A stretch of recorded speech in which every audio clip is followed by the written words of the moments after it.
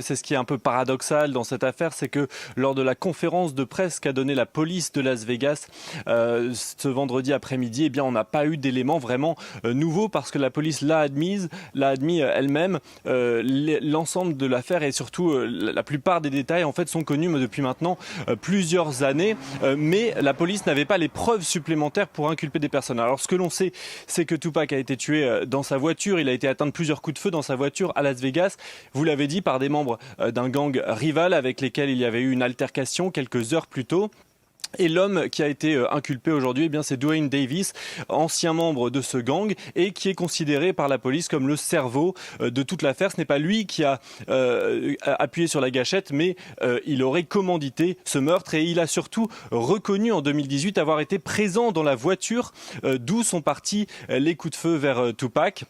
Des confessions qu'il a répétées dans un livre également, et c'est ça qui a relancé l'affaire. La police a mené une série d'interrogatoires ces dernières années. Il y a eu aussi des perquisitions et la justice américaine semble maintenant avoir suffisamment de preuves pour mener cette inculpation et ce procès donc. L'affaire remonte à il y a près de 30 ans. Rappelez-nous, dites-nous pour les plus jeunes, Pierrix, ce que représentait Tupac dans le monde du hip-hop, du rap, de la musique en général.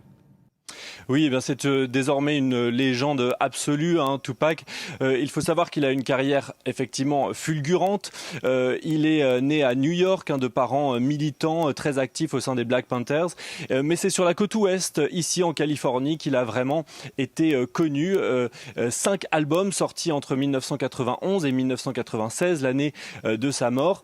5 albums qui ont été acclamés par la critique avec des titres désormais largement reconnus. California Love, Changes ou All Eyes on Me, des titres qui lui ont valu d'ailleurs plusieurs nominations aux Grammys. Il a aussi une très courte carrière d'acteur, mais surtout, eh bien, il a été tué alors qu'il était au sommet de la gloire et c'est ça qui a participé à la légende, hein. Tupac qui est mort donc à 25 ans seulement et que l'on maintenant que l'on adule, qui a donné évidemment de l'inspiration à toute une génération d'artistes après lui qui s'en inspirent encore, qui a vendu d'ailleurs Tupac 75 millions d'albums à travers le monde, une légende donc.